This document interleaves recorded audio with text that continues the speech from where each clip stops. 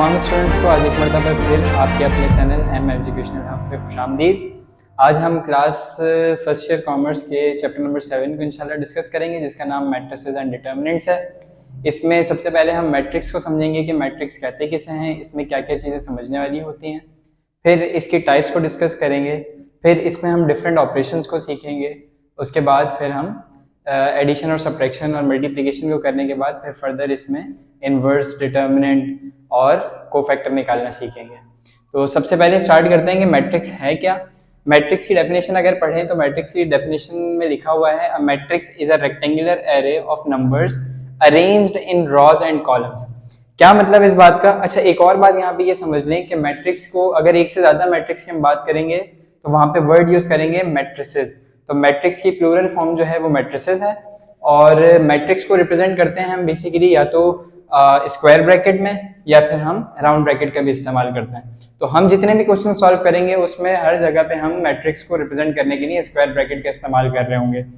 दूसरी अहम बात यह समझ लें कि अगर हम किसी मैट्रिक्स को किसी वेरिएबल यानी अल्फाबेट के जरिए अगर हम रिप्रेजेंट कर रहे होंगे तो वहां पे हम कैपिटल लेटर का इस्तेमाल करेंगे। लेकिन अगर हम मैट्रिक्स के अंदर किसी एलिमेंट को लिखेंगे और वहां पे अगर हम किसी अल्फाबेट का इस्तेमाल कर रहे होंगे तो वो हम स्मॉल लेटर से रिप्रेजेंट करेंगे। तो मैट्रिक्स के अंदर अगर अल्फाबेट का इस्तेमाल करना है तो स्मॉल लेटर लिखा जाएगा, और अगर मैट्रिक्स को किसी अल्फाबेट से रिप्रेजेंट करना है तो वो कैपिटल लेटर से लिखा जाएगा। तो इसको समझें जरा। अगर मिसाल के तौर पे एक मैट्रिक्स हमारे पास है, हम एज्यूम कर लेते हैं ये हमारे पास एक मैट्रिक्स है ABCD, ये इसके अंदर एलिमेंट्स हैं। अब ये जो इस मैट्रिक्स के अंदर जो भी लिखा हुआ है ना, ये एक एलिमेंट है, ये दूसरा एलिमेंट है, ये तीसरा एलिमेंट है, ये चौथा एलिमेंट है, ठीक है, ये डिफरेंट एलिमेंट्स हैं। अब क्योंकि इधर अल्फाबेट मैट्रिक्स के अंदर लिखा गया है तो इसका मतलब यहाँ पे स्मॉल लेटर का इस्तेमाल होगा। लेकिन अगर मुझे इस मैट्रिक्स को अल्फाबेट से रिप्रेजेंट करना है तो फिर वहां पे किस चीज का इस्तेमाल होगा? वहां पे कैपिटल लेटर का इस्तेमाल होगा। ये बात समझ में आ गई? अब इसमें मजीद दो चीजें समझें कि जो आपने डेफिनेशन में बात पढ़ी, एक वर्ड आपने पढ़ा कि रॉ है, दूसरा आपने वर्ड पढ़ा कॉलम। अब इस मैट्रिक्स में रॉ कहते किसे हैं और कॉलम किसे कहते हैं? आपको हॉरिजॉन्टल लाइन तो पता होगी ना, हॉरिजॉन्टल लाइन कैसी होती है? हॉरिजॉन्टल लाइन यूं होती है, ये हॉरिजॉन्टल लाइन है। इसी तरीके से ये हमारे पास क्या है? ये वर्टिकल लाइन है। तो मैट्रिक्स के अंदर ये जो लाइन बन रही है ये हॉरिजॉन्टल लाइन है ना, तो ये हमारे पास एक रॉ कहलाएगी, और जो वर्टिकल लाइन है ये हमारे पास क्या कहलाएगी? कॉलम। तो ये हो गया हमारे पास कॉलम, और ये हमारे पास क्या है? रॉ है। अब समझें, अब ऐसी हॉरिजॉन्टल लाइंस कितनी बन रही हैं इसमें? एक ये बन रही, दूसरी ये बन रही। तो इसका मतलब इस मैट्रिक्स में कितनी रॉ हो गई? रॉ की तादाद मेरे पास हो गई 2। और अगर मैं कॉलम की बात करूं, यानी ये वर्टिकल लाइंस कितनी बन रही है हमारे पास? वर्टिकल लाइन हमारे पास बन रही है 2। तो इसका मतलब कॉलम कितने हो गए? 2 हो गए। तो अब यहां पे समझना ये है कि रॉ जितनी भी हॉरिजॉन्टल लाइंस बन रही होंगी वो रॉ की तादाद होगी, जितनी भी वर्टिकल लाइंस बन रही होंगी वो कॉलम की तादाद होगी। अब अगर आपसे पूछ लिया जाए कि भाई कोई मैट्रिक्स है आपके पास, मिसाल के तौर पे यही मैट्रिक्स है, आपसे कहा जाए कि भाई इसका ऑर्डर बताना है, तो अब ऑर्डर कैसे बताएंगे? हमने कहा भाई ऑर्डर बताने के लिए दो चीजें पता होनी चाहिए। क्या? रॉ और कॉलम। क्योंकि ऑर्डर को रिप्रेजेंट करते हैं रॉ बाय कॉलम से। पहले रॉ की क्वांटिटी आती है, फिर कॉलम की क्वांटिटी आती है। तो अब अगर इस मैट्रिक्स का हमें ऑर्डर बताना हो तो हम कैसे बताएंगे? हमने कहा कि भाई इसमें 2 रॉज हैं और 2 कॉलम्स हैं, तो इसका ऑर्डर कैसे पढ़ा जाएगा? इसका ऑर्डर पढ़ा जाएगा 2/2, यानी इस मैट्रिक्स का ऑर्डर क्या हो गया? 2/2 हो गया। अब जल्दी से मुझे बताएं, एक और मैं एग्जांपल देता हूं आपको। अगर हमारे पास ये लिखा हो तो अब इसका ऑर्डर क्या होगा? सबसे पहले आइडेंटिफाई करेंगे कि इसमें रॉस कितनी है। तो रॉ कितनी है? एक ही हॉरिजॉन्टल लाइन बन रही है ना, तो इसका मतलब एक ही रॉ हो गई। तो रॉ कितनी हो गई? रॉ हमारे पास 1 हो गई। और कॉलम कितने हो गए? कॉलम के लिए देखें कितनी लाइंस हैं? वर्टिकल लाइंस कितनी बन रही हैं? 2 बन रही हैं। तो कॉलम कितने हो गए? 2। तो इस मैट्रिक्स का ऑर्डर क्या हो गया? 1/2। अब 1/2 इस वजह से नहीं हुआ कि इसके अंदर 1 और 2 लिखा हुआ था। 1/2 इसलिए हुआ क्योंकि इसमें एक रॉ और 2 कॉलम्स हैं, तो इसका ऑर्डर हो गया 1/2। सिमिलरली अगर हमारे पास ये ऐसे लिखा हो तो अब बताएं जल्दी से कि इसका ऑर्डर क्या होगा? अब देखें क्या चेक करना है। सबसे पहले रॉ, कितनी रॉ हैं? 1 रॉ है। फिर कितने कॉलम हैं, एक ही कॉलम है, तो ऑर्डर क्या हो गया, 1/1। तो मैट्रिक्स के अंदर दो चीजें भी मैंने आपको समझाई कि रॉ किसे कहते हैं, दूसरी चीज मैंने आपको बताई कॉलम किसे कहते हैं, दोनों चीजें आपको मैंने बता दी। अब उसके बाद उसका ऑर्डर कैसे बताते हैं, पहले रॉ की तादाद लिखते हैं फिर कॉलम की तादाद लिखते हैं। दोनों मैंने आपको बता दिए कि पहले रॉ की तादाद आएगी फिर कॉलम की तादाद आएगी। और ऑर्डर पढ़ेंगे कैसे, जैसे मिसाल के तौर पे एक रॉ और एक कॉलम है तो 1/1, एक रॉ दो कॉलम होते तो 1/2, दो रॉ तीन कॉलम होते तो 2/3। तो पहले हमेशा रॉ की क्वांटिटी लिखी जाएगी, बाद में हमेशा किसकी क्वांटिटी लिखी जाएगी, कॉलम की क्वांटिटी लिखी जाएगी। समझ आ गई, इतनी बात क्लियर है, कोई मसला, आगे बढ़ते हैं। अभी हमने मैट्रिक्स को समझा, अब मैट्रिक्स की टाइप्स पे डिस्कस करेंगे।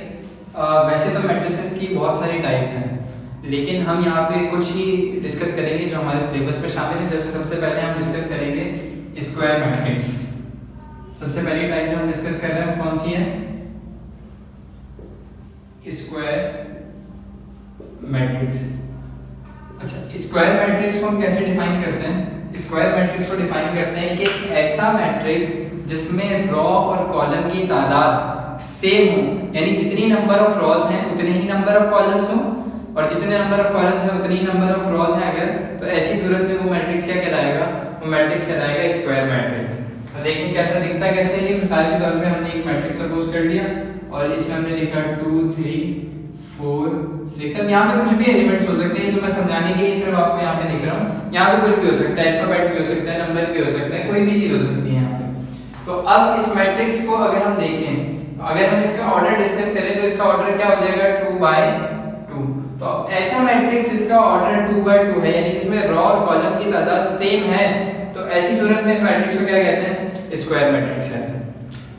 स्क्वायर मैट्रिक्स क्लियर हो गया। अब ये 2/2 का भी हो सकता है, 3/3 का भी हो सकता है, 1/1 का भी हो सकता है, 4/4 का भी हो सकता है। तो अगर रॉ और कॉलम की तादाद सेम है तो हम उसको क्या कहेंगे, स्क्वायर मैट्रिक्स कहेंगे। दूसरा मैट्रिक्स कौन सा हम डिस्कस कर रहे हैं, दूसरा मैट्रिक्स है हमारे पास रेक्टेंगुलर मैट्रिक्स।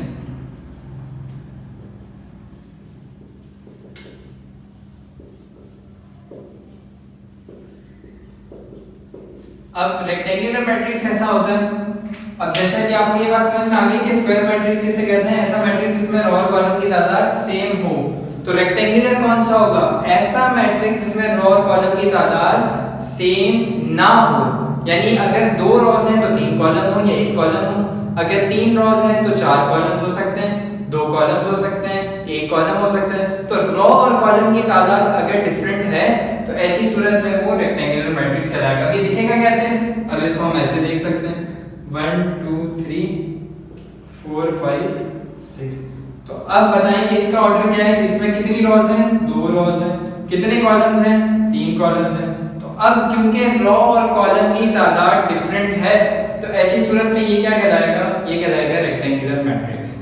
तो स्क्वायर मैट्रिक्स क्लियर हो गया, रेक्टेंगुलर मैट्रिक्स क्लियर हो गया, दोनों एक दूसरे के रिलेटेड है। स्क्वायर मैट्रिक्स क्या है, जिसमें रॉ और कॉलम की तादाद सेम हो, रेक्टेंगुलर क्या है, जिसमें रॉ और कॉलम की तादाद सेम ना हो। तीसरा है हमारे पास रॉ मैट्रिक्स।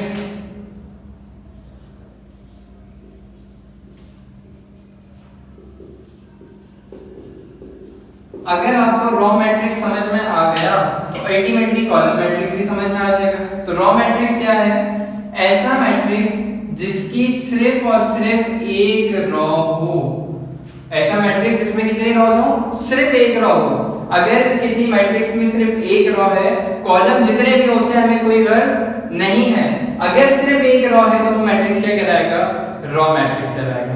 इसी तरह कॉलम मैट्रिक्स क्या होगा, जल्दी से बताओ कॉलम मैट्रिक्स की डेफिनेशन क्या होगी।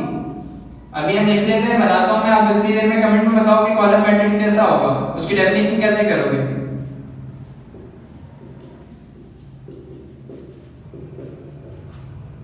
कॉलम मैट्रिक्स क्या होगा जल्दी से बताएं, ऐसा मैट्रिक्स कि जिसमें सिर्फ और सिर्फ क्या हो, सिर्फ एक कॉलम हो।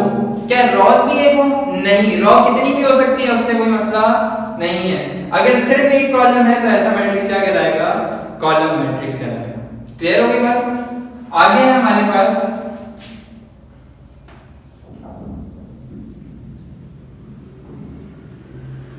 Identity matrix. इंपॉर्टेंट मैट्रिक्स है, पेपर के हवाले से भी, क्वेश्चन सॉल्व करते वक्त भी ये बहुत हमें समझना है। आइडेंटिटी मैट्रिक्स बड़ा आसान है, बहुत अहम है। आइडेंटिटी मैट्रिक्स को रिप्रेजेंट किया जाता है आई से। किससे रिप्रेजेंट करते हैं? आई से रिप्रेजेंट करते हैं। और आइडेंटिटी मैट्रिक्स होता क्या है? ऐसा मैट्रिक्स जिसके लीडिंग डायगोनल, अच्छा डायगोनल का कांसेप्ट समझ लें। ये एक मैट्रिक्स है, ये इसकी रो हो गई, ये इसका कॉलम हो गया, ये जो क्रॉस में है ना, ये कहलाता है डायगोनल। ये क्या कहलाता है? डायगोनल कहलाता है। अच्छा, अब ये भी डायगोनल है, ये भी डायगोनल है। जिससे मैट्रिक्स, जिस एलिमेंट से मैट्रिक्स का आगाज हो रहा है, उससे जो डायगोनल बन रहा है वो कहलाता है लीडिंग डायगोनल, और दूसरा वाला जो डायगोनल बनता है वो क्या कहलाता है? वो कहलाता है लैगिंग डायगोनल। तो हमें सिर्फ लीडिंग डायगोनल का काम है, लैगिंग से भी कोई हमें काम नहीं है। तो सिर्फ लीडिंग डायगोनल को समझ लें। आइडेंटिटी मैट्रिक्स को समझने के लिए लीडिंग डायगोनल समझना जरूरी है। ऐसा मैट्रिक्स कि जिसके लीडिंग डायगोनल में 1 हो, पॉजिटिव 1 हो, और बाकी तमाम एलिमेंट्स क्या हो? 0 हो, तो वो मैट्रिक्स क्या कहलाता है? Identity matrix. तो अब ये दिखेगा कैसे? इसको हम आई से रिप्रेजेंट कर देते हैं। अब अगर 2 by 2 का मैट्रिक्स है तो ये 1 0 0 1, तो लीडिंग डायगोनल में क्या नजर आ रहा है? लीडिंग डायगोनल में 1 नजर आ रहा है, बाकी तमाम एलिमेंट्स क्या नजर आ रहे हैं? 0।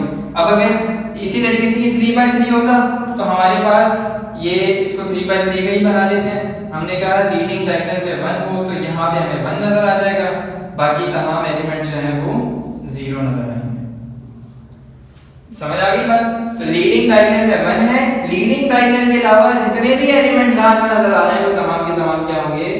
0 होंगे। आखिरी मैट्रिक्स डिस्कस करते हैं। आखिरी मैट्रिक्स है हमारे पास जो हमने फिलहाल डिस्कस करना है वो है 0।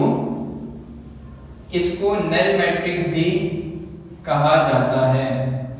तो 0 या नल मैट्रिक्स क्या होगा? ऐसा मैट्रिक्स कि जिसके तमाम के तमाम एलिमेंट्स क्या हो? 0 हो, वो क्या कहलाएगा? 0 या नल मैट्रिक्स। अब ये कैसा दिखेगा? ये ऐसे दिख सकता है। ऐसा मैट्रिक्स, इसको हम किससे रिप्रेजेंट करते हैं? इसको हम उससे रिप्रेजेंट करते हैं। तो ऐसा मैट्रिक्स जिसके तमाम एलिमेंट्स क्या हो? 0 हो, वो क्या कहलाता है? 0 या फिर नल मैट्रिक्स। क्लियर हो गई? आज के लेक्चर में हमने क्या क्या सीखा? हमने सबसे पहले मैट्रिक्स को डिफाइन किया, फिर हमने रो और कॉलम का कॉन्सेप्ट समझा, फिर हमने ऑर्डर बताना सीखा, उसके बाद हमने इसकी कुछ टाइप सीखी कि स्क्वायर मैट्रिक्स क्या होगा, रेक्टेंगुलर मैट्रिक्स क्या होगा, रो मैट्रिक्स किसे कहेंगे, कॉलम मैट्रिक्स किसे कहेंगे, 0 किसे कहेंगे, आइडेंटिटी किसे कहेंगे। उम्मीद है ये बात क्लियर होगी। मैं बहुत जल्दी से इसका आपको रिवीजन करवा देता हूँ। स्क्वायर मैट्रिक्स क्या है? ऐसा मैट्रिक्स है जिसके तमाम एलिमेंट्स, ऐसा मैट्रिक्स कि जिसमें रो और कॉलम की तादाद सेम हो वो स्क्वायर मैट्रिक्स, जिसमें रो और कॉलम की तादाद सेम नहीं है वो रेक्टेंगुलर मैट्रिक्स, जिसमें रो सिर्फ एक है वो रो मैट्रिक्स, जिसमें कॉलम सिर्फ एक है वो कॉलम मैट्रिक्स, जिसके लीडिंग डायगोनल में तमाम एलिमेंट्स पॉजिटिव 1 है, बाकी तमाम एलिमेंट 0 हैं, वो आइडेंटिटी मैट्रिक्स। और इसको यूनिट मैट्रिक्स भी कहा जाता है। आइडेंटिटी के साथ इसका दूसरा नाम क्या है? यूनिट मैट्रिक्स भी है। और सबसे आखिर में 0 या फिर इसको नल मैट्रिक्स भी कहते हैं। तो ऐसा मैट्रिक्स है जिसके तमाम एलिमेंट्स 0 हो, 0 के अलावा कुछ और नजर ना आए, ना 1 ना 2 ना पॉजिटिव 1 ना नेगेटिव 1, कुछ नजर ना आए, सिर्फ क्या नजर आए? 0। हर जगह पे 0 नजर आए तो वो क्या कहलाएगा? 0 या फिर नल मैट्रिक्स। उम्मीद है क्लियर हो गया होगा। कोई कंफ्यूजन हो तो बिना झिझक कमेंट में पूछ लें, कोई मसला नहीं। इसको नोट करना है तो नोट कर लें। अब हम मैट्रिसेस के एडिशन सीखेंगे। अच्छा, एक कॉन्सेप्ट ध्यान में रखिएगा, अगर हम एडिशन कर रहे हो या सब्ट्रैक्शन कर रहे हो, दोनों के लिए सेम कॉन्सेप्ट ध्यान में रखना है। वो कॉन्सेप्ट क्या है कि जब भी हमें कभी मैट्रिसेस को ऐड या सब्ट्रैक्ट करना होगा तो सबसे पहली चीज हमने उसमें देखनी है कि क्या उन दोनों मैट्रिसेस का या जितने भी मैट्रिसेस को ऐड या सब्ट्रैक्ट किया जा रहा है क्या उनका ऑर्डर सेम है। ऑर्डर सेम होने से क्या मुराद है कि जितनी रो पहले मैट्रिक्स में है उतनी ही क्या दूसरे में भी है, जितने कॉलम पहले मैट्रिक्स में है क्या उतने ही दूसरे कॉलम में है। तो अगर ऐसी सूरत है कि जिसमें रो और कॉलम की तादाद दोनों मैट्रिसेस में सेम हो तो ऐसी सूरत में एडिशन भी पॉसिबल होगी और सब्ट्रैक्शन भी पॉसिबल होगी। अब यहाँ पे मसला क्या होता है, अगर मेरे पास मिसाल के तौर पे एक मैट्रिक्स है 2/3 का और दूसरा मैट्रिक्स है 3/2 का, तो अब बच्चे कंफ्यूज ये होते हैं कि इसमें भी एक चीज 2 है, यहाँ पे भी एक चीज 2 है, इसमें भी एक चीज 3 है, यहाँ पे भी एक चीज 3 है, तो यहाँ पे भी एडिशन हो सकेगी। ऐसा नहीं है। यहाँ 2 से क्या मुराद है, यहाँ 2 रोज हैं और 3 से क्या मुराद है, 3 कॉलम है। यहाँ पे 3 से क्या मुराद है, यहाँ 3 रॉज हैं और 2 कॉलम्स हैं, तो क्या इनका ऑर्डर सेम है? नहीं। कैसे पता चला? जितनी रॉ इसमें है उतनी इसमें नहीं है, जितने कॉलम इसमें है उतनी इसमें नहीं है, तो इस वजह से इनका ऑर्डर सेम नहीं है। तो जब मैट्रिसेस का ऑर्डर सेम ना हो तो ऐसे मैट्रिसेस की ना एडिशन पॉसिबल होती है ना सब्ट्रैक्शन पॉसिबल होती है। तो अब अगर मैट्रिसेस को ऐड या सब्ट्रैक्ट करना है तो उनका ऑर्डर सेम होना बहुत जरूरी है। ऑर्डर क्या है ये बात आपको समझ में आ गई कि पहले मैट्रिक्स में अगर 2 रॉज हैं तो दूसरे में भी 2 हो, पहले में अगर 3 कॉलम है तो दूसरे में भी 3 कॉलम हो। तो ऐसी सूरत में जो है वो हमारे पास क्या होगा, हमारे पास मैट्रिक्स की एडिशन और सब्ट्रैक्शन पॉसिबल होगी। अब हम 2 मैट्रिसेस अज्यूम कर लेते हैं अपने पास। हमने कहा एक मैट्रिक्स ए है, इसमें हमारे पास एलिमेंट्स हैं 2 4 3 5, ठीक है। दूसरा मैट्रिक्स बी है, इसमें हमारे पास एलिमेंट्स हैं 1 2 3 और 4। अब हमें कहा गया है कि आपने a plus B find out करना है। क्या फाइंड आउट करना है? a plus B. पहले क्या लिखा हुआ है? पहले लिखा हुआ है a, तो हम सबसे पहले मैट्रिक्स a लिख लेंगे और मैट्रिक्स a क्या है 2 3 4 5 और फिर प्लस का साइन लगा हुआ है तो यहाँ पे प्लस लगा देंगे और फिर क्या लिखेंगे? b लिखेंगे। b में क्या क्या मौजूद है? 1 3 2 4। अब इन दोनों मैट्रिसेस को ऐड करना है। अभी मैंने आपको एक कॉन्सेप्ट बताया है कि क्या चेक करेंगे? ऑर्डर। क्या इन दोनों मैट्रिसेस का ऑर्डर सेम है? क्या मतलब इसमें रॉज देखें कितनी रॉ हैं? 1 2, 2 रॉज हैं। क्या इसमें भी 2 रॉज हैं?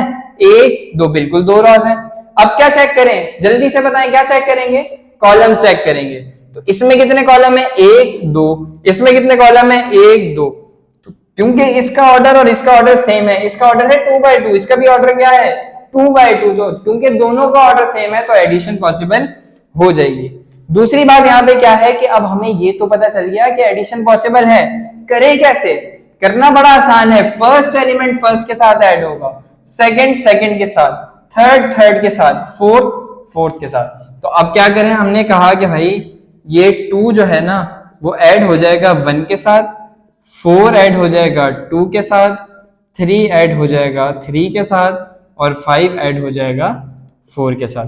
तो यहां तक बात क्लियर है। अब हमारे पास आंसर क्या आएगा? हमारे पास a प्लस बी का आंसर आ जाएगा 2 + 1 कितना होता है? 2 + 1 होता है 3। 4 + 2 कितना होता है? 6। 3 + 3 कितना होता है? 6 और 5 + 4 कितना होता है? 9। ये हमारा आंसर हो गया। क्लियर हो गई बात? ये था एडिशन का कॉन्सेप्ट। बिल्कुल इसी तरीके से जैसे अभी हमने एडिशन समझा, इसी तरह से अब हम जो है वो क्या समझेंगे? अब हम समझेंगे सब्ट्रैक्शन।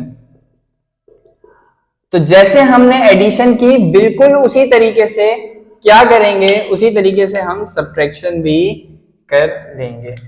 यही 2 एलिमेंट, यही 2 मैट्रिसेस हम सपोज कर लेते हैं और अब जो कैलकुलेशन करने जा रहे हैं हम वो किसके लिए करने जा रहे हैं? a माइनस बी के लिए। a प्लस बी आपको समझ में आ गया? उम्मीद है a माइनस बी भी इसी तरीके से समझ में आ जाएगा। जैसे आपको a प्लस बी समझ में आया वैसे ही a माइनस बी समझ में आएगा। क्या करें? a माइनस बी फाइंड करना है। पहले कौन सा मैट्रिक्स आएगा? a। पहले कौन सा मैट्रिक्स आएगा? a। अब हमारे पास क्या है? 2 3 4 5। फिर कौन सा साइन आएगा? माइनस का। फिर b लिख लेंगे। b क्या है हमारे पास? 1 3 2 4। अब इन दोनों मैट्रिसेस को क्या करना है? इन दोनों को सब्ट्रैक्ट करना है। इसका मतलब इसमें से इसको निकाल दो, माइनस कर दो। तो क्या होगा? जिस तरीके से एडिशन कर रहे थे, फर्स्ट एलिमेंट फर्स्ट के साथ, सेकंड सेकंड के साथ, थर्ड थर्ड के साथ, फोर्थ फोर्थ के साथ। तो अब क्या होगा? 2 - 1 4 - 2 3 - 3 और 5 - 4। अब ये सिंपल कैलकुलेशन तो आपको आती होगी, इसको भी डिटेल में समझाऊंगी क्यों प्लस हो रहा है, क्यों माइनस हो रहा है। अब इतने बड़ी क्लास में आ गए हैं तो इतना तो कम से कम आपको पता होगा। तो 2 - 1 कितना हो जाएगा? 1 हो जाएगा। 4 - 2 कितना हो जाएगा? 2 हो जाएगा। 3 - 3 क्या होगा? जल्दी से बताओ। 0 होगा क्योंकि सेम वैल्यूज में डिफरेंट साइन कैंसिल हो जाते हैं। 5 - 4 1 होगा। तो ये हमारा आंसर हो गया। क्लियर है? कोई मसला, कोई कंफ्यूजन? इसकी एक और एग्जांपल हम समझते हैं। दोनों अब हम किसके लिए करेंगे? एडिशन और सब्ट्रैक्शन दोनों के लिए करेंगे। यही वैल्यूज कंसीडर करते हैं बट डिफरेंट साइन के साथ कर लेते हैं ताकि कोई कंफ्यूजन बाकी ना रहे। तो अब यहाँ पे हमने जो है वो यहाँ माइनस लगा दिया, यहाँ माइनस लगा दिया, यहाँ माइनस लगा दिया, ठीक है, ताकि मसला हल हो जाए। अब सबसे पहले हम एडिशन करते हैं। हमने क्या कहा, हमने कहा कि भाई a प्लस बी मालूम कर लो। सबसे पहले क्या लिखा हुआ है a, चलो b प्लस a कर लेते हैं, ठीक है, क्या कर लेते हैं, b प्लस a कर लेते हैं, b प्लस a। तो अब जब b प्लस a करेंगे तो क्या पहले a को लिखूं, अगर से आंसर पे कोई फर्क नहीं पड़ेगा, लेकिन जो चीज पहले लिखी है पहले उसी को लिखा जाएगा। तो पहले क्या लिखा हुआ है b, तो हम क्या करेंगे b के मैट्रिक्स b लिख लेंगे यहाँ पे। तो b क्या है हमारे पास 1 -3 -2 और 4। इसी तरह आप साइन कौन सा लगा हुआ है, क्या यहाँ माइनस लगाऊं, नहीं, यहाँ क्या लगेगा प्लस। क्यों प्लस लग रहा है, क्योंकि दरमियान में क्या है प्लस है। फिर a क्या है हमारे पास, a है हमारे पास -2 3 4 और 5। अब वही बात, सबसे पहले चेक करो क्या एडिशन पॉसिबल है। इसकी रॉस कितनी है 2, इसकी कितनी है 2, इसके कॉलम कितने हैं 2, इसके कॉलम कितने हैं 2। तो क्योंकि रॉ और कॉलम दोनों के सेम है, इसका ऑर्डर और इसका ऑर्डर सेम है, तो एडिशन भी पॉसिबल है। अब क्या करें, फर्स्ट एलिमेंट फर्स्ट के साथ, सेकंड सेकंड के साथ, थर्ड थर्ड के साथ, फोर्थ फोर्थ के साथ। अब क्या होगा 1 प्लस माइनस क्या हो जाएगा, अच्छा इसको आप चाहो तो आप इसको ऐसे भी लिख सकते हो प्लस -2, इसको -2 प्लस 4, इसको -3 प्लस 3, इसको 4 प्लस 5। अब यहां मैंने ब्रैकेट क्यों लगाया है, क्योंकि यहां प्लस है यहाँ माइनस। अब ये क्या हो जाएगा प्लस माइनस माइनस हो जाएगा, तो यहाँ पे साइन कौन सा आ जाएगा, माइनस का साइन आ जाएगा। अब 1 में से 2 माइनस करें, पॉसिबल है, नहीं पॉसिबल, इसलिए हमारा आंसर क्या आ जाएगा नेगेटिव आ जाएगा -1 -2 प्लस 4, आंसर क्या आएगा 2। अब बोलोगे सर यहाँ माइनस लगा रहे हैं यहाँ प्लस लगा रहे हैं, क्यों, अब इसका जवाब आप खुद ढूंढो, जवाब जल्दी से दो, आप लोग को आना चाहिए, फर्स्ट ईयर के स्टूडेंट्स हो। अगर ये बात नहीं पता कि यहाँ माइनस क्यों लिखा, यहाँ प्लस क्यों लिखा, तो फिर बड़ा मसला है भाई। इसके लिए अलग लेक्चर में प्रोवाइड कर दूंगा, लेकिन अभी आपको ये आना चाहिए। जल्दी से कमेंट में बताओ वजह क्या है, रीजन क्या है। -3 प्लस 3 क्या हो जाएगा 0, 4 प्लस 5 9, यहां 0। अब आपने क्या करना है, मुझे क्या क्या रीजन बताने हैं, 3 चीजों के जवाब देने हैं। यहां माइनस क्यों आया, यहां प्लस क्यों आया, यहां 0 क्यों आया, यहां पे हमने सब्ट्रैक्ट क्यों किया, यहां भी सब्ट्रैक्ट क्यों किया। ये कुछ चंद सवालों के जवाब आपने मुझे नीचे कमेंट में देने हैं। तो ये हमारा क्या आ गया, ये हमारा आंसर हो गया। b प्लस ए समझ में आ गया। इसी तरह अब हम क्या करते हैं, a माइनस बी करने की कोशिश करते हैं यहाँ पे, ठीक है, यही चीज रखते हैं, क्वेश्चन यही रखते हैं। और अब करना क्या है, a minus B find out करना है। तो अब a माइनस बी करना है, तो पहले a लिखूं या b लिखूं, देखो वहां क्या लिखा हुआ है, पहले a लिखा हुआ है, तो क्या लिखेंगे, पहले a ही लिखेंगे, जाहिर सी बात है। -2 3 4 5, फिर माइनस, अब b लिखा है तो b क्या है 1 -3 -2 और 4। अब इन दोनों मैट्रिसेस को क्या करना है, ऐड करना है या सब्ट्रैक्ट करना है, सब्ट्रैक्ट करना है। क्यों, क्योंकि दरमियान में क्या है माइनस लगा हुआ है। क्या ये सब्ट्रैक्ट हो सकते हैं, क्या सब्ट्रैक्शन पॉसिबल है, जल्दी से बताओ, कैसे पता चलेगा पॉसिबल है या नहीं, जल्दी जल्दी जल्दी, शाबाश, जल्दी से बताएं, कैसे पता चलेगा, ऑर्डर से पता चलेगा। इसका ऑर्डर क्या है, इसका ऑर्डर क्या है, क्या सेम है, बिल्कुल सेम है, तो सब्ट्रैक्शन भी पॉसिबल है। तो अब फर्स्ट एलिमेंट फर्स्ट के साथ, सेकंड सेकंड के साथ, थर्ड थर्ड के साथ और फोर्थ, तो ये -2 -1 4 minus minus plus 2 3 minus minus plus 3 5 -4। यहां पे आपने मुझे बताना है कि यहां मैंने प्लस लिखा, यहां मैंने माइनस लिखा, यहां क्यों प्लस लिखा, यहां प्लस लिखा, यहां क्यों माइनस लिखा, इसका जवाब आपने देना है, जल्दी से दें। अब इसको ऐड सब्ट्रैक्ट कर लें, जो चीजें आपस में ऐड सब्ट्रैक्ट हो सकती हैं उनको। तो -2 -1 कितना हो गया, -3 हो गया, 4 + 2 6 हो गया, 3 + 3 6 हो गया, 5 - 4 1 हो गया। तो अब बच्चे बड़े परेशान होंगे, बोलेंगे सर कहीं माइनस कर रहे हैं, कहीं प्लस कर रहे हैं, कहीं माइनस लगा रहे हैं, कहीं प्लस लगा रहे हैं, वजह क्या है आखिर इसकी। तो इसकी वजह आपने खुद बतानी है। आप कौन सी क्लास में हो? फर्स्ट ईयर में हो। फर्स्ट ईयर वालों को इतना आना चाहिए, तो अगर नहीं आता तो फिर मुझसे कमेंट में पूछें कि सर उसके लिए भी एक डिटेल्ड वीडियो प्रोवाइड कर दें, तो इंशाल्लाह मैं नेक्स्ट लेक्चर में उन चीजों को भी डिस्कस कर लूंगा। तो अब यहाँ पे अभी मैं सिर्फ इस वीडियो में जो है वो आप लोग को क्या क्या सिखा रहा हूँ, बेसिक कॉन्सेप्ट सिखा रहा हूँ। कि सबसे पहले हमने टाइप्स को डिस्कस कर लिया, फिर हमने एडिशन और सब्ट्रैक्शन को डिस्कस कर लिया। अब इसके लिए डिफरेंट सिनेरियोज हो सकते हैं, वो एक्सरसाइज के क्वेश्चन हम बाद में सॉल्व करेंगे, लेकिन अभी सिर्फ बेसिक कॉन्सेप्ट समझ रहे हैं। अगर ये बेसिक कॉन्सेप्ट हमें समझ में आ गया तो इंशाल्लाह हमें एक्सरसाइज सॉल्व करने में कोई प्रॉब्लम नहीं होगी। क्लियर है यहाँ तक बात? अब हम जो है वो मल्टीप्लिकेशन स्टार्ट करते हैं। एडिशन और सब्ट्रैक्शन का टॉपिक यहाँ पे हमने फिलहाल रोक दिया। एक्सरसाइज के क्वेश्चन इंशाल्लाह हम अगली वीडियो में डिस्कस करेंगे। अभी हम जो है वो क्या डिस्कस करने लगे हैं, अब हम मल्टीप्लिकेशन को डिस्कस करने लगे। एडिशन और सब्ट्रैक्शन क्लियर है? बहुत आसान है। अब जो एडिशन और सब्ट्रैक्शन के लिए आपको कॉन्सेप्ट समझा दिया उसको जहन में रखें, जहन के एक कोने में डाल दें। अब मल्टीप्लिकेशन स्टार्ट कर रहे हैं। अच्छा जी, मल्टीप्लिकेशन की स्पेलिंग पे जरा गौर कर लें, क्या मैंने मल्टीप्लिकेशन की स्पेलिंग ठीक लिखी है? अगर किसी को लगता है गलत लिखी है तो करेक्शन कर दें, कोई मसला नहीं, लेकिन गौर करें क्या मल्टीप्लिकेशन की स्पेलिंग ठीक है। अगर ठीक है तो यस कर दें, नहीं ठीक तो जो करेक्शन है वो बता दें, कोई मसला नहीं। बहरहाल तो अब हम क्या स्टार्ट करने लगे, एडिशन और सब्ट्रैक्शन का कॉन्सेप्ट एक साइड पे कर दें, वो एक अलग कॉन्सेप्ट है। मल्टीप्लिकेशन का कॉन्सेप्ट बिल्कुल अलग है।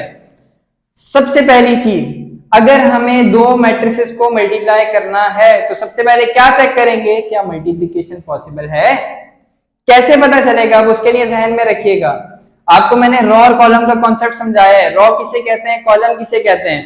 जब मल्टीप्लिकेशन कर रहे होंगे तो सबसे पहले हम पहले मैट्रिक्स के कॉलम को चेक करेंगे, दूसरे मैट्रिक्स की रॉ को चेक करेंगे।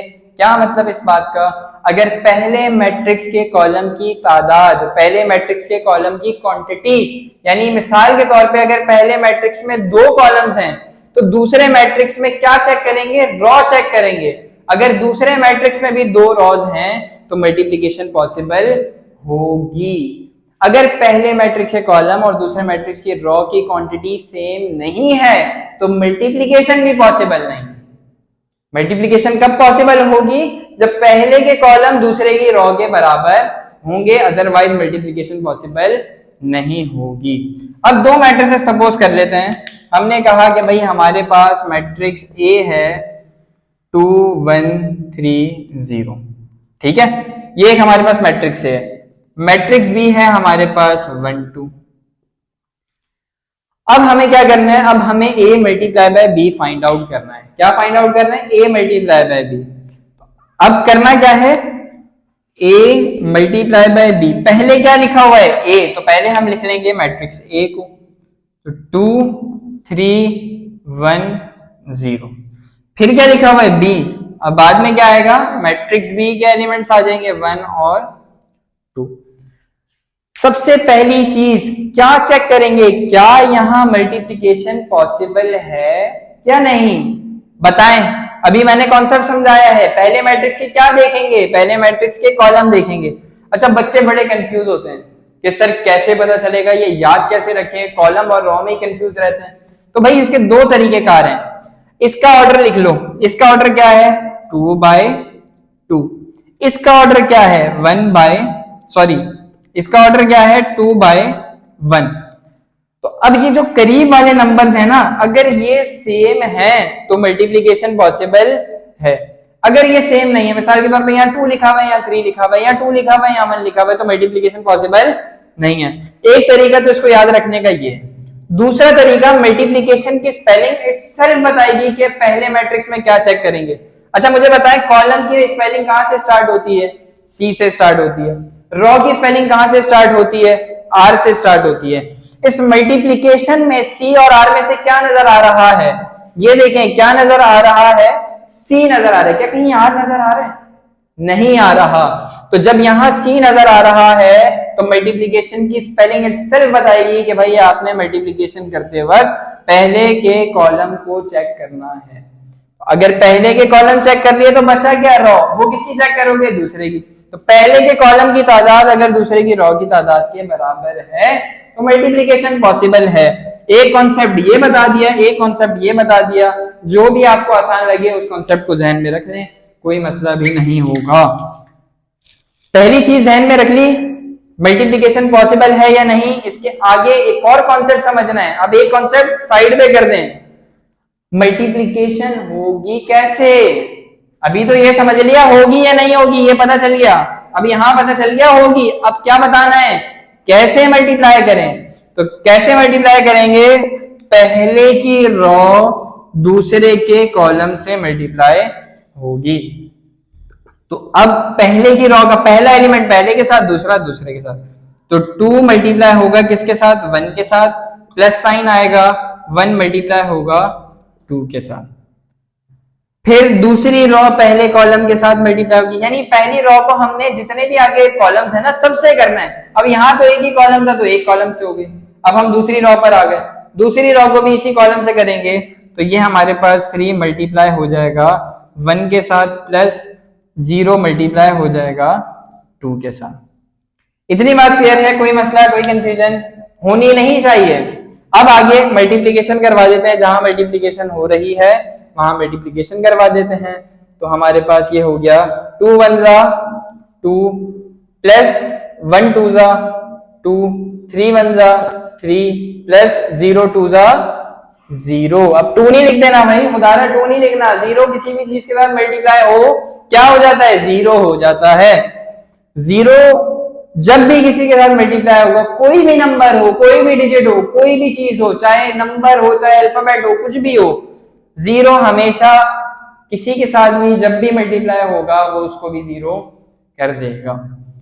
तो अब हमारे पास क्या हो गया, यहाँ पे जहां एडिशन हो रही है उनको एडिशन करवा देते हैं। 2 + 2 4, 3 + 0।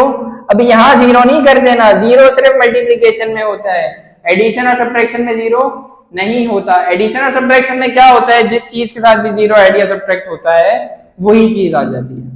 ठीक है, तो यहाँ पे किसके साथ ऐड हो रहा था, 3 के साथ। अब 3 + 0 0 नहीं करेंगे, 3 + 0 क्या होगा, 3 ही होगा।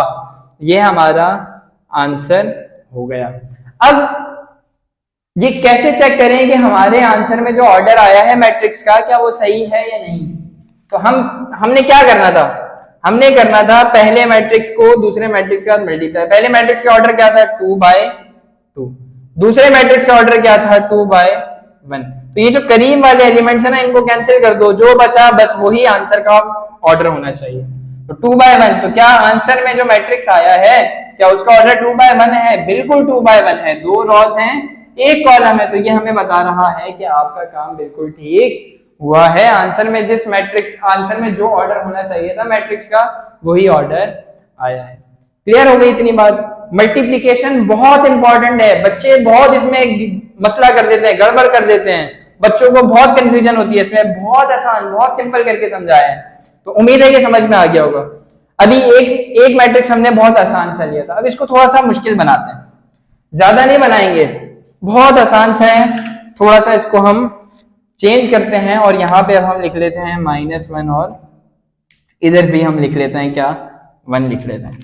तो अब जो मल्टीप्लिकेशन की हम एग्जाम्पल स्टार्ट करने लगे हैं, तो उम्मीद है कि ये भी आपको बहुत आसानी से समझ में आ जाएगी।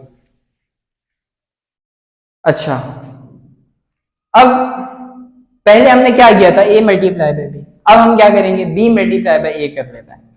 क्या करना है, b मल्टीप्लाई बाय a, यानी b को क्या करो, a से मल्टीप्लाई करो। तो पहले क्या लिखें, a लिखें या b।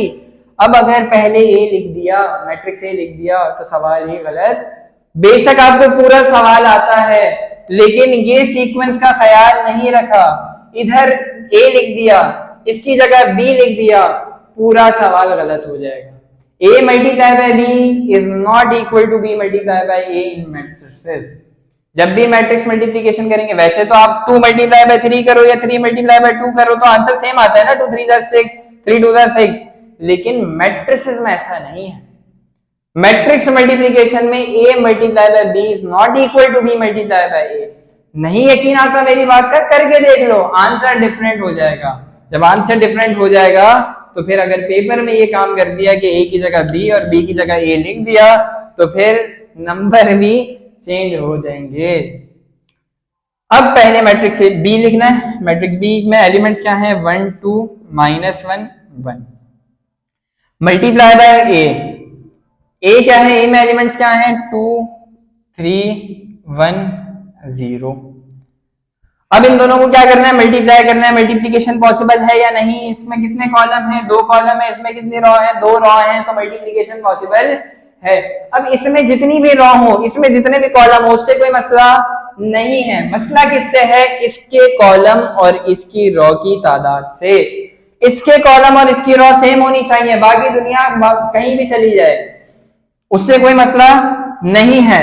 अब इसमें भी 2 कॉलम, इसमें भी 2 रॉ, मल्टीप्लिकेशन पॉसिबल है। कैसे करेंगे, इसकी रॉ को इसके कॉलम के साथ, तो 1 मल्टीप्लाई बाय, पहले इस रॉ को इस कॉलम से करेंगे, 1 multiply by 2 plus -1 multiply by 3। अब क्योंकि पिछली एग्जांपल में सिर्फ एक कॉलम था यहाँ पे, तो यहां तक बात रुक गई थी। अब यहाँ पे एक कॉलम नहीं है, यहाँ कितने हैं, 2 कॉलम। तो अब दूसरे कॉलम से भी इसी रॉ को मल्टीप्लाई करेंगे, तो कैसे होगी, यहाँ पे दरमियान में थोड़ा सा गैप देंगे और फिर 1 को मल्टीप्लाई करेंगे 1 के साथ, प्लस -1 को मल्टीप्लाई करेंगे 0 के साथ। इसी तरीके से जिस तरह हमने इस रॉ को इन दोनों कॉलम से किया, सिमिलरली इस रॉ को भी इन दोनों कॉलम से करेंगे। पहले इस रॉ को इस कॉलम के साथ कर लेंगे, तो क्या हो जाएगा, 2 multiply by 2 plus 1 multiply by 3। फिर दूसरे कॉलम की तरफ जब जाएंगे तो फिर हमने क्या करना है, दरमियान में थोड़ा सा गैप देना है। फिर 2 multiply by 1 plus 1 multiply by 0। Clear है इतनी बात, कोई मसला, कोई कंफ्यूजन? अगर कोई मसला है, कोई कंफ्यूजन है तो आप अभी पूछ लें, कोई मसला नहीं। जहां मल्टीप्लिकेशन पॉसिबल है, जो चीजें मल्टीप्लाई हो सकती हैं उनको मल्टीप्लाई कर दें। तो 1 2 जा क्या होगा, 1 2 जा 2 प्लस माइनस 1 3 जा 3। अब वही गैप बरकरार रहेगा, 1 1 जा 1 प्लस माइनस 1 0 जा 0। अब कोई यहां 1 ना लिख दे खुदा रहा, 2 2 जा 4 प्लस 1 3 जा 3, 2 1 जा 2 प्लस 1 0 जा, जल्दी से बताएं क्या होगा यहाँ पे, 0।